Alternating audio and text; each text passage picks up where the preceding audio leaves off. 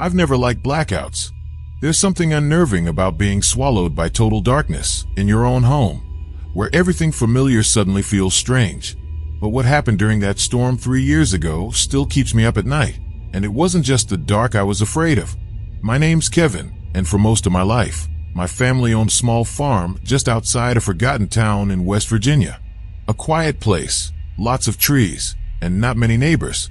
We had this old barn about 100 yards from the main house, and next to it, a rusty generator we hadn't used in years.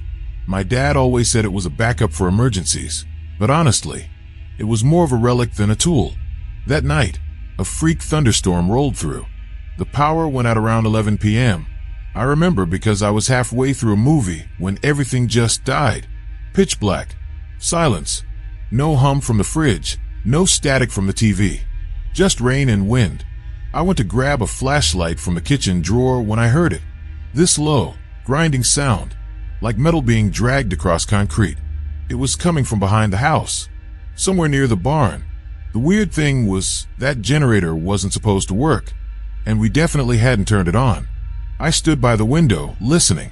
The rain was coming down in sheets, but beneath the storm, that grinding noise kept going, slow, steady, mechanical. I told myself it had to be the generator, maybe kicked on by a power surge or something. But I knew that thing hadn't worked in years. It wasn't even connected to anything. Still, I threw on my raincoat, grabbed the big flashlight from the hallway closet, and stepped outside.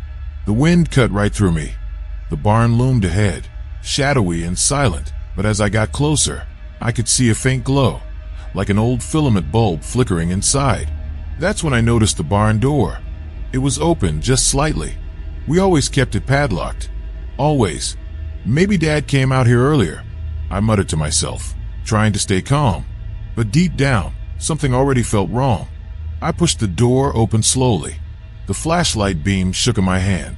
Inside, the barn was empty except for some tools, a tarp-covered tractor, and the generator. It was vibrating, humming like it had life again. I reached for the switch to shut it off, and noticed the wrench on the floor. It was still spinning, like it had just been dropped, but there was no one else there. I turned and practically ran back to the house, soaked and on edge. Inside, everything was exactly how I left it, except the flashlight I'd left on the kitchen table earlier. It was now lying on the floor, beam facing the hallway. Maybe I knocked it over earlier, I told myself. It's fine. Just tired. Spooked. But that night, as I tried to sleep, I kept hearing something, soft whispers. So faint I could almost convince myself they were in my head. Words I couldn't quite make out. Always just on the edge of hearing. I got up twice to check the doors. Still locked. Nothing outside. But that feeling, that sinking pressure in my chest, it was growing. Like I was being watched. Like something had followed me back from the barn. I remember lying back down, staring at the ceiling in the dark, and whispering to myself, "It's just the storm. You're imagining things. It's just the storm." But it wasn't. I didn't sleep much that night. Every time I closed my eyes, I heard the whispers again, closer now. Not just murmurs, but words. Soft, breathy words right next to my ear. "Why'd you turn it off?" I jolted awake, heart pounding, but the room was empty. The only sound was the wind shaking the windows. The next morning, I went out to the barn again, because I had to know. The generator was off this time, cold and lifeless. But something new was there. Carved into the wooden wall above it, right into the old timber, were 5 words. "Don't let it go out." I stood there, frozen, tracing the letters with my fingers. The wood was splintered and fresh. Someone, or something, had done this overnight. Back at the house, I started noticing movement in the corners of my vision. Shadows flickering against walls, with no light source. Once, while brushing my teeth, I saw a dark figure standing behind me in the mirror. But when I spun around, no one was there. I began keeping all the lights on. Every lamp, flashlight, candle I had. But whenever one flickered or went out, I felt it, the presence. Watching. Waiting. I stopped answering calls. I didn't leave the house. It felt like I was sinking into something. And the deeper I sank, the less real everything around me became. One night, I heard footsteps in the attic. Heavy, slow, deliberate. I grabbed the flashlight and climbed the ladder, each creak sounding like a scream. The attic was empty, except for a single piece of paper nailed to the floor. In scrawled, uneven handwriting it said, "Light keeps it away." That's when I realized, whatever it wasn't trying to scare me. It was trying to come through. It happened on the third night of the blackout. Every candle had burned down, every flashlight drained. I tried wiring car batteries to lamps, but nothing held. One by one, the lights died, and I was left in complete, suffocating darkness. And in that darkness, it came. I didn't see it at first. I felt it. The air grew cold, thick like syrup. My ears rang with pressure. Then the whispers returned, no longer subtle. Dozens of voices overlapping, speaking in broken fragments. "Keep it lit. Keep it lit." A shape formed in the black, a massive, quivering silhouette crawling across the ceiling like a spider without bones. Its limbs bent in wrong directions, twitching and stretching with unnatural grace. I couldn't make out a face, only slits of red light where I should have been, and a gaping mouth that never moved, but somehow screamed. I couldn't move. I couldn't even blink. Then it spoke, not in words, but in feeling, in despair. It pushed something into my mind, a vision of darkness swallowing everything. Towns, people, light itself, consumed by this crawling void. I lunged for the matchbox on the table, knocking over a chair. My hands fumbled with the strike pad as it inched closer, dragging itself down the walls. I lit the match. Instantly, it recoiled, shrieking soundlessly, folding into itself. It vanished through the cracks in the floor. But the match burned out in seconds, and I was alone again, in the dark. I don't remember how I made it through the rest of that night. When morning came, the power returned like nothing had happened. The lights blinked on, the hum of appliances resumed, and the sun shone like it always had. I stood in the living room, shaking filthy, still clutching the empty matchbox in my hand. I told myself I imagined it all. Sleep deprivation, cabin fever. But even then, I knew that wasn't true. A few days later, I packed a bag and left the farm. Sold it to a developer without ever going back inside the barn. I moved to the city, concrete, streetlights, crowds, noise, anything but the silence of that place. And for a while I was okay. Until last week. The power went out of my apartment. A citywide blackout, they said. I lit candles, tried to stay calm. But as I stood by the window, looking out at the dark skyline, I heard it again. That low, grinding sound. It was faint, coming from the alley behind my building. And then the whispers. Not many this time. Just one voice. Right behind me. "You brought it with you." I turned, heart hammering in my chest. Nothing was there. But on my wall, written in ash across the peeling paint, were the words, "Keep it lit." If you're hearing this, if you're reading my notes, keep something burning. A light, a flame, anything. Because when the dark comes, it's not just the absence of light, it's waiting in it. My older brother Mark used to joke that our street, Hollow Creek Road, looked like something out of a ghost story. He wasn't wrong. It was narrow, lined with leaning power poles and dying trees, and barely anyone lived down there except for us and a few elderly neighbors. Most of the houses were empty, left to rot after the factory closed a decade ago. The blackout started on a Wednesday night during the dead of winter. No warning, no storm, just silence, then total darkness. 1 second the house was buzzing with the usual background hum, TV, heater, fridge, and the next, it felt like the world had shut off. Mark was out of town for work, so it was just me. I lit a few candles and tried to laugh it off, figuring the outage would pass. I even texted him. "Power's out again. Our street's cursed, LOL." He didn't respond. That's when I looked outside and noticed something odd.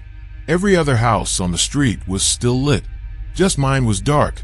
And standing just beyond the edge of my yard, between two leafless trees, was a man. Not moving, not walking away, just standing there, watching. I blinked, and he was gone. Or at least, I thought he was.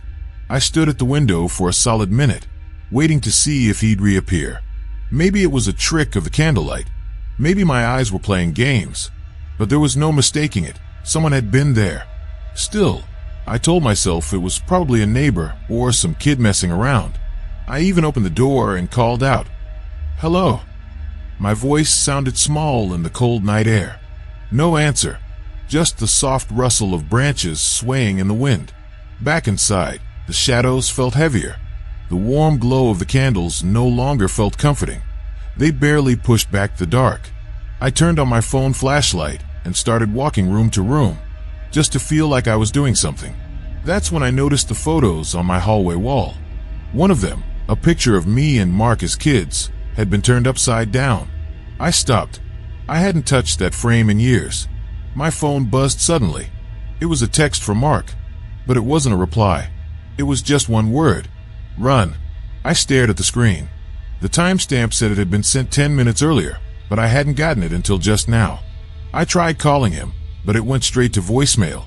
That's when I heard the knock. It wasn't at the front door. It came from the back, the sliding glass door that led to the yard. 3 soft knocks, deliberate, like whoever was out there wanted me to come look. I crept toward it slowly, flashlight trembling in my hand. But before I even reached the curtain, I heard something else. A voice, right behind me. It whispered, "Don't look."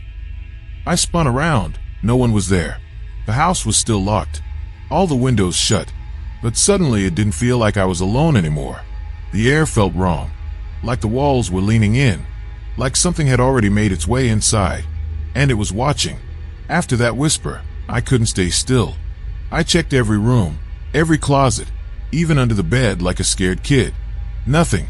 But the house felt wrong. The air was heavier, colder. My ears popped like there was a pressure building in the walls. And the shadows, they were moving. Not fast, just slightly. Like they were breathing. I grabbed my keys, ready to leave, but the front door wouldn't open. The knob turned, but it was like something was holding it shut from the other side. I didn't even have time to panic, because I heard it again. "Don't look. Don't look. Don't look." Not behind me this time. From inside the vents. I got down on my knees, heart slamming in my chest, and leaned in close to the grate. The whispering stopped. Total silence. Then something scratched from the inside. Deep, slow, metallic scratching, like nails dragging along the vent cover. I stumbled back and ran for the living room, but tripped on something in the hallway. It was the same picture frame. Shattered. The glass cracked in perfect spirals, and across the photo, my face had been sliced through with a deep, jagged line. I backed away, shaking, and that's when I saw it. Scrawled on the hallway wall in something black and thick, smeared like ash or blood, were the words, "You looked." I didn't remember seeing them before, but they were there now.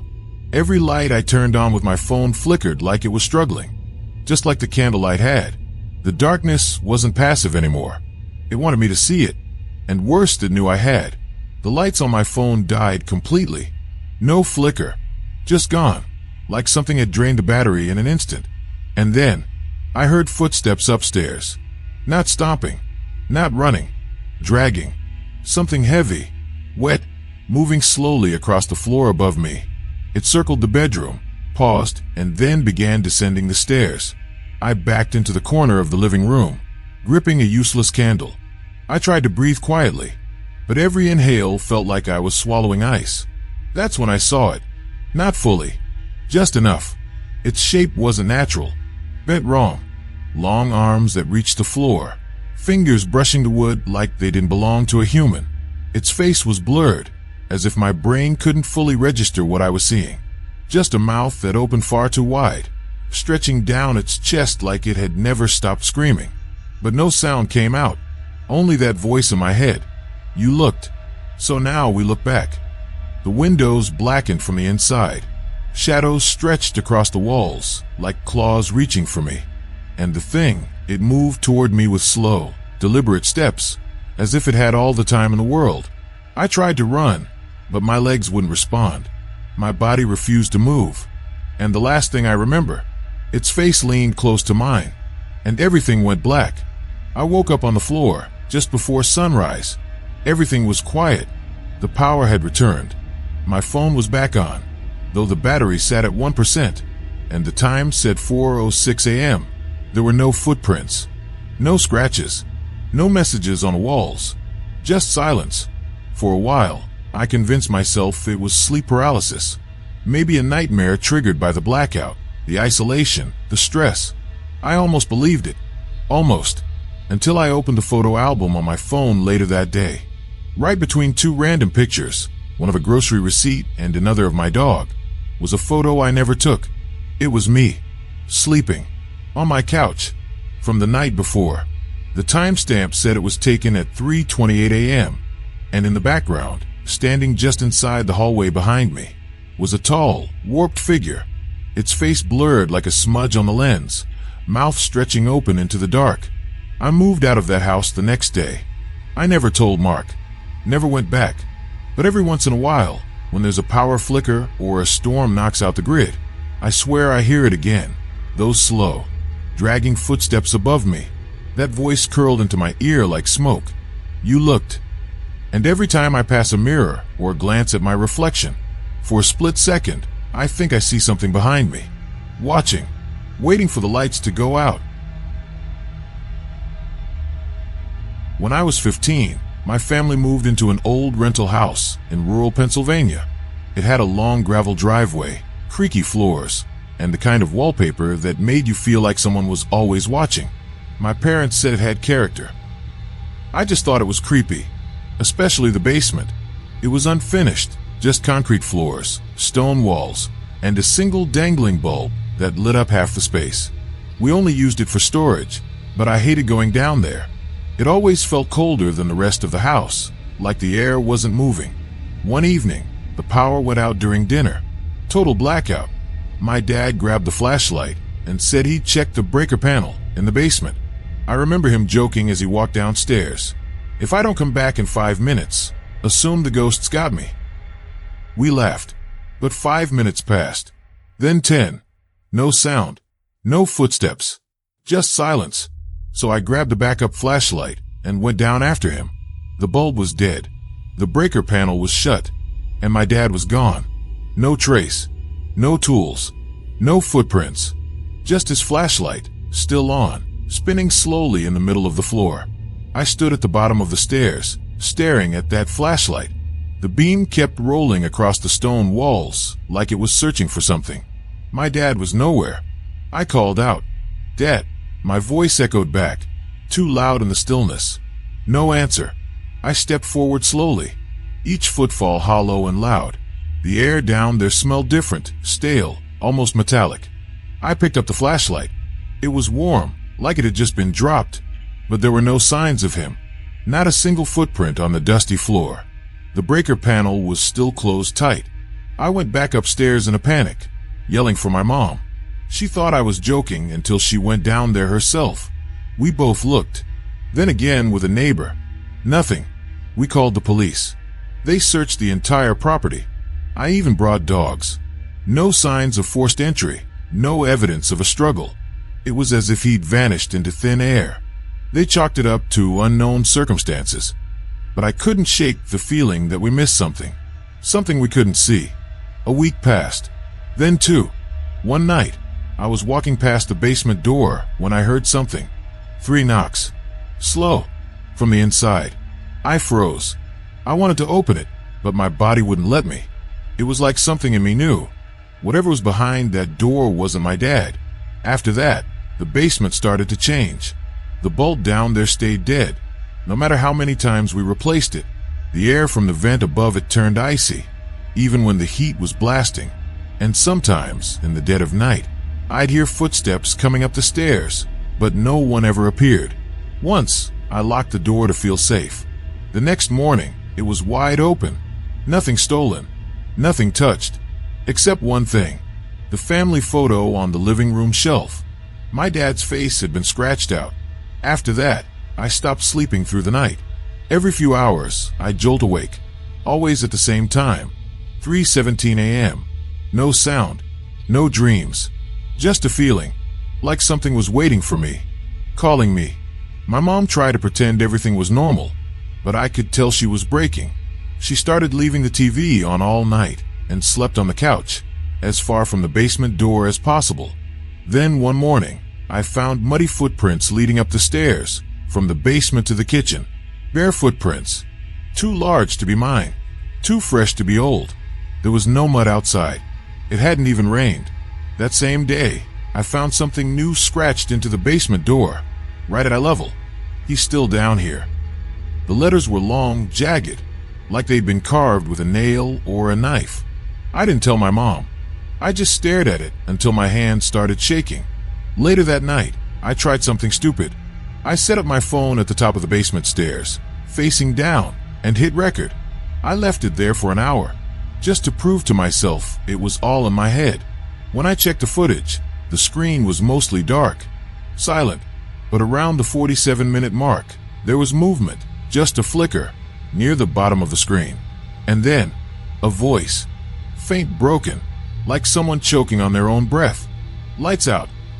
Followed by the sound of slow, dragging footsteps coming up the stairs. The recording cut off halfway through. My phone had crashed, but when I looked toward the basement door, it was open again. I knew I should have run, left the house, called someone, but something was pulling at me. Not physically, but mentally, emotionally, like a rope tied around my chest, tugging me back toward that open door, back toward the dark. I took the flashlight and started down the stairs, one slow step at a time. Each creak of the wood felt louder than the last. The light flickered, barely strong enough to push back the black. Halfway down, the air turned bitter cold, and then I heard breathing. Not mine. It was ragged, wet, coming from the corner where the light didn't reach. I raised the flashlight and saw it. A figure hunched low, knees bending the wrong way, arms wrapped around itself like broken branches. Its face, or what was left of it, looked like my dad, but wrong, hollowed out, as if something else was wearing him like a costume that didn't quite fit. Its mouth opened, too wide for any human jaw.